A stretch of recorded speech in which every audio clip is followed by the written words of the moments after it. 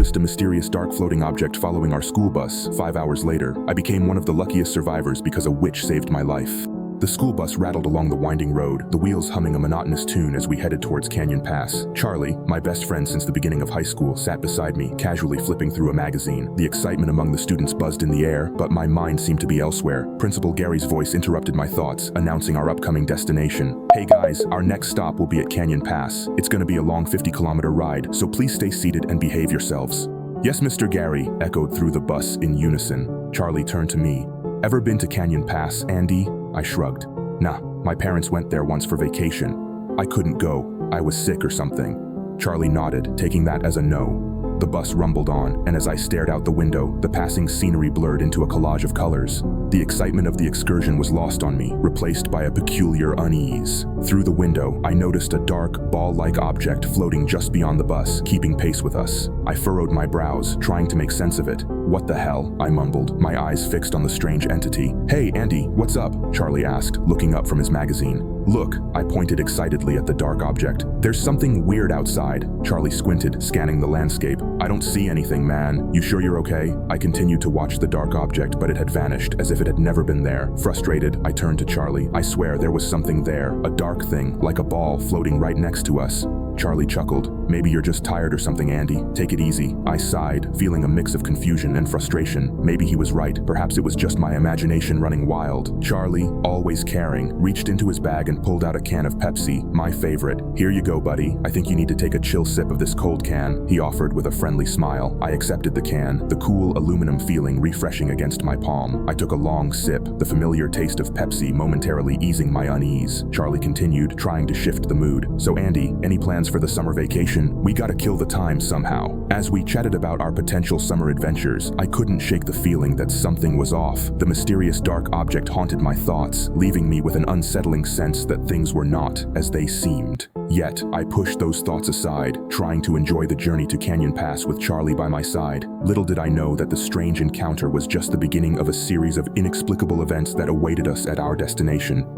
The highway outside continued to buzz with the chaotic rhythm of speeding cars. My gaze lingered on the passing vehicles, attempting to dismiss the strange encounter I had witnessed earlier. The bus carried on, but a sudden distraction interrupted my contemplation. A small piece of wrapped-up paper landed on my lap. I turned to see Lisa, the peculiar girl from behind, staring intently at me. Lisa's reputation as the weird girl lingered in the air, rumors of her alleged ties to witchcraft whispered throughout the school. My heart raced as I unfolded the note she had thrown. A simple message accompanied a dark ball drawing. "Do you also see it?" My stomach twisted in knots, anxiety gripping me as I realized Lisa had seen the same mysterious object. Without hesitation, I grabbed a pen and quickly scrawled my reply on the back of the note. "Yes, I also saw it." I tossed it back to Lisa, my eyes fixed on her expectantly. However, the bus continued its journey, and there was no response from Lisa. Charlie, noticing my exchange with Lisa, teased me. "Hey dude, you sending secret love messages to Lisa over there?" "What? No dude. Why would you say that?" I defended, panic bubbling beneath the surface. "It's not what you think." "Whatever, dude," Charlie said, shaking his head with a knowing smile. He didn't press the matter further, understanding the bizarre atmosphere surrounding Lisa. As the bus trudged along, our pleasant journey took an unexpected turn. The engine sputtered and died, leaving us stranded on the desolate road. Confusion and disappointment spread among the students as Principal Gary tried to reassure us. "Everyone, there's some technical issues with the bus, but the driver will fix it, so remain calm." Despite the principal's attempts to pacify the situation, anxiety loomed. Hours crawled by, and darkness enveloped the surroundings. Unease settled in as I noticed the same dark object from before approaching the bus with an eerie red glow. The students, initially chattering with optimism, began to grow restless. Desperation etched across Principal Gary's face as he fumbled with his phone, trying to make a call for assistance. The isolation of our location became apparent when no signal was found. Panic bubbled within me as I observed the dark object closing in on the bus driver at the front. "Yo, someone help the bus driver. I think something is happening to him," I shouted, my voice trembling with fear. The students turned their attention to the unfolding scene, a collective gasp escaping as the bus driver struggled against an unseen force. The air grew thick with tension, and shadows danced ominously in the encroaching darkness. Little did we know that our journey to Canyon Pass had taken a sinister turn, and the true nature of the mysterious dark object was about to reveal itself in ways none of us could have anticipated. The chaos outside the bus unfolded rapidly as I rushed to check on the bus driver, only to find an unsettling trail of blood leading to nowhere, as if the victim had been dragged away and vanished into thin air. Panic ensued among the students as terrified screams filled the air. The principal, trying to maintain control, urged everyone to stay calm. As the situation escalated, the principal attempted to call for help, but both his phone and those of the students had mysteriously died. The atmosphere grew tense, and the same dark object returned, emanating a stronger red light as it floated towards us. Lisa, the mysterious girl, handed me a note that read, "I saw the future.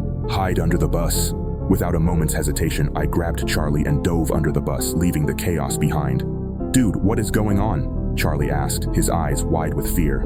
"Trust me. Just stay quiet," I whispered as we crouched beneath the bus, watching the horror unfold around us. The dark object approached the remaining students, and the night echoed with blood-curdling screams, the sound of bodies dropping to the ground, and the grotesque sight of blood spewing everywhere. Time seemed to stretch as the massacre continued for what felt like an eternity, the darkness claiming one student after another until silence enveloped the scene. We dared not move, not daring to make a sound as the survivors, Lisa, Charlie, and I, huddled beneath the bus. As dawn approached, the eerie quiet lingered. When we finally emerged, there was no trace of blood, no signs of the gruesome events that had transpired. The bus stood unscathed, a chilling contrast to the gruesome reality we had witnessed. The missing students, along with the principal, were nowhere to be found. A passing car offered us a ride back to the school, where Lisa explained the horrifying events to the speechless driver, who dismissed it as some kind of horror story. Arriving home, I was greeted by indifferent parents, oblivious to the nightmare I had just survived. The weight of the experience hung heavy on my shoulders as I lay on my bed, haunted by the memories. Weeks passed, and a local news headline caught my eye: "Missing students of Hillway High School." I stared out the window, contemplating the dark object's motives and the inexplicable horror that had befallen my fellow students. Lisa's words echoed in my mind, urging me to keep the truth hidden. I chronicled the harrowing experience in my personal diary, the only outlet for the memories that threatened to consume me. To this day, I sit by the window, haunted by the unanswered questions and the mysterious dark object that forever changed the course of our lives, wondering if the truth will ever come to light.